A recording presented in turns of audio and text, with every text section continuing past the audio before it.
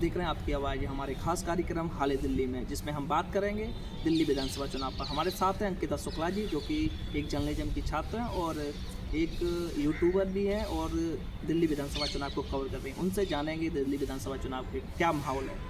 अंकिता जी, आपका स्वागत है। धन्यवाद सर। अगर दिल्ली विधानसभा चुनाव की बात करूं तो काफ़ी दिलचस्प मुकाबला देखने को मिल रहा है आम आदमी पार्टी और बीजेपी के बीच में। देखिए, कांग्रेस ने तो अभी तक अपना खाता भी नहीं खोला, हम कह सकते हैं, क्योंकि देखिए एक प्यारी दीदी योजना लाने से या फिर छात्रों के लिए 8,500 रुपये देने की बात करने से कंपटीशन में उतरना नहीं कहा जा सकता है। देखिए, जिस तरीके से हम देख रहे हैं लगातार शुरुआत से लेकर अभी तक लगातार हम देख रहे हैं कि किस तरीके से आम आदमी पार्टी हो या फिर बीजेपी हो लगातार विरोध प्रदर्शन या एक दूसरे पे पलटवार करते हुए दिखाई दे रही है, लेकिन कांग्रेस इस रेस में कहीं ना कहीं पीछे होते नजर। हम लोग रेस की बात ना करेंगे, हम बात करेंगे दिल्ली विधानसभा के मेन मुद्दे क्या हैं। देखिए, दिल्ली की अगर हम बात कर ले तो दिल्ली में पॉल्यूशन है और उसके साथ साथ देखिए महिलाओं की बात कर ली जाए, सेफ्टी की बात कर ली जाए, दिल्ली में मुद्दे का भरमार है। कह सकते हैं कि दिल्ली में मुद्दों की कमी नहीं है और जिन मुद्दों पे बात होनी चाहिए उस पे कहीं ना कहीं देखिए आम आदमी पार्टी और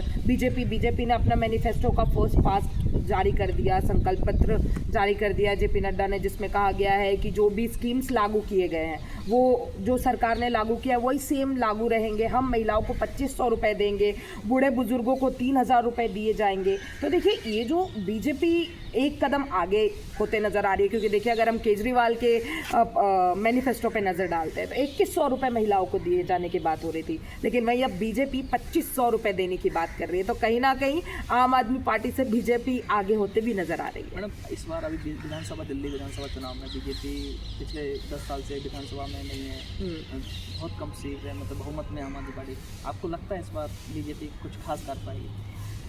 देखिए, जिस तरीके से अगर हम अब की प्रदर्शन की बात करते हैं, बीजेपी की बात करते हैं, तो अगर हम हाल ही में देखिए हरियाणा में भी चुनाव हुए थे, हरियाणा में भी जितने भी पत्रकार सब थे, एग्जिट पोल के नतीजे आए, ऐसा लग रहा था कि कांग्रेस इस बार बाजी मार ले जाएगी, लेकिन हमने देखा कि किस तरीके से 48 सीटों से बीजेपी ने जीत हासिल की। भाई अगर हम बात कर ले महाराष्ट्र की, तो महाराष्ट्र में भी सेम देखने को मिला। क्या लगता है कि इस बार आम आदमी पार्टी पिछड़ सकती है दिल्ली विधानसभा चुनाव में? जैसे आपने अभी हरियाणा का बताया कि कांग्रेस की सरकार बन रही थी, मतलब माहौल था, पर बीजेपी ने सरकार बना दी, पर ऐसे ही अभी आम आदमी पार्टी माहौल कुछ है और सरकार कोई और बना रही। क्या लगता है आपको, जनता किस और मूड बना रही है? देखिए, जनता का मूड तो मैं नहीं बता सकती हूँ, लेकिन ये बात तो कहीं ना कहीं है कि नतीजे तो 8 तारीख को ही पता चलेंगे, क्योंकि देखिए सबके नतीजों पे, क्योंकि दिल्ली जो इंडिया का दिल माना जाता है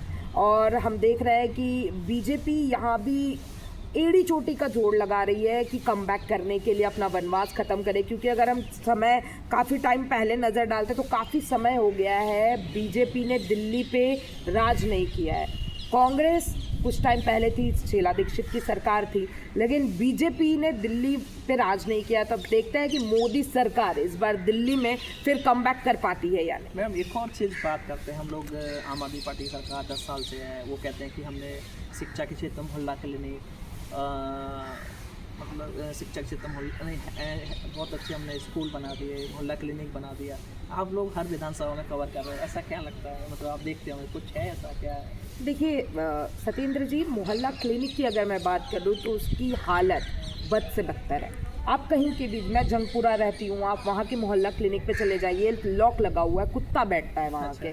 तो मोहल्ला क्लिनिक की तो केजरीवाल बात ही ना करे।